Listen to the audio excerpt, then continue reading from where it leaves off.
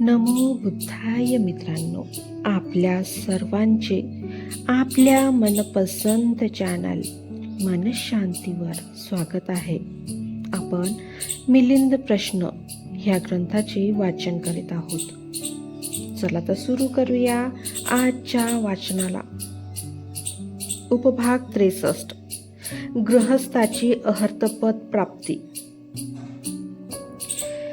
भंते नागसेन, तुम्ही लोक सांगत असता की गृहस्थ जीवन व्यतीत करीत असता जर त्याने अहर्तपद प्राप्त करून घेतले तर त्याच्या जीवनात दोनच गोष्टी घडू शकतात, तिसरी नाही. त्या म्हणजे एक तर तो तात्काळ प्रवर्जित तरी होईल किंवा त्याचे परिनिर्वाण तरी होईल. याशिवाय पुढील जीवन तो जगू शकत नाही. भंते, अशा अवस्थेत जर त्याला आचार्य, उपाध्याय, भिक्षापत्र आणि चिवर मिळाले नाही तर तो काय करील? तो अहर्त होऊन उपाध्याया वाचून स्वतःला प्रवर्जित करू शकेल की दुसरा कोणी बुद्धिमान अहर्त येऊन त्याला प्रवर्जित करेल की तत्क्षणीच त्याचे परिनिर्वाण होईल? महाराज, उपाध्यायाशिवाय त्याला स्वतःला प्रवर्जित करून घेता येणार नाही. स्वतःला प्रवर्जित करून घेतल्यामुळे त्याच्यावर चोरीचा आरोप सिद्ध होईल.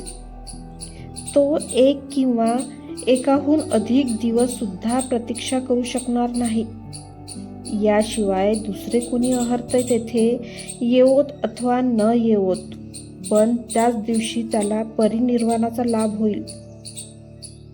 भंते नागसेन, असे असेल तर अहर्त पदाचा शांत भाव येथे संपला असे म्हणावे लागेल, कारण त्यातच त्याच्या जीवनाचे हरण केले जाते. महाराज, गृहस्थाचे जीवन जगणे हे अहर्ताला अनुकूल नाही. म्हणूनच कोणी गृहस्थाला अहर्त पदाचा लाभ होताच तात्काळ तो प्रवर्जित होऊन भिक्षू तरी होतो किंवा परिनिर्वाण तरी पावतो. अहर्त पदाच्या शांत भावात काहीच दोष नाही. ते पद गृहस्थ जीवन व्यतीत करावयास अनुकूल नाही, एवढेच एक कारण आहे. गृहस्थाच्या वेशात ती शक्ती नाही की ते पवित्र अहर्त पद सांभाळू शकेल. महाराज, भोजन हे सर्वच जीवांचे पालन करणारे आहे. सर्वच जीवितांचे प्राणरक्षण करीत असते. परंतु तेच भोजन उदररोग झाला असता किंवा अग्नी मंद झाले असता जीव सुद्धा घेऊ शकते. महाराज, यात त्या अन्नाचा काही दोष नसून उदररोग किंवा अग्निमांद्याचा हा दोष आहे.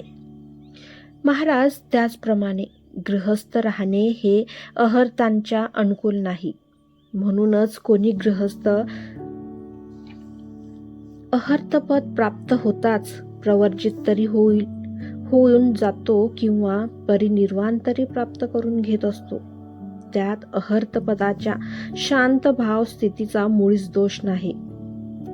गृहस्थ राहणे हे अहर्ताकरिता अनुकूल न होणे हेच त्यामागील यातील मूळ कारण आहे. गृहस्थ जीवनात इतकी शक्ती नाही की ते अहर्त पदाचा भार सांभाळू शकेल. महाराज, जर एखाद्या लहान बारीक गवताच्या काडीवर मोठा दगड ठेवला तर ती काडी एकदमच लहान व बारीक असल्यामुळे मोडून चुरगळून जाईल. त्याचप्रमाणे गृहस्थाचा वेश अहर्त पदाचा भार सांभाळूच शकत नाही. एखाद्या गरीब आणि मूर्ख माणसाला एका मोठ्या राजाच्या गादीवर बसविले तर तो राज्य सांभाळू शकत नाही. तसेच महाराज, अहर्त पदाचा भार कधीच गृहस्थ वेशात सांभाळू शकत नाही.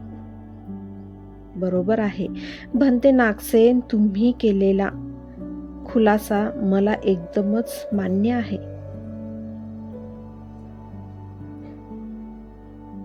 मित्रांनो, आजचे वाचन आज आपण इथेच थांबवूया. धन्यवाद. नमो बुद्धाय.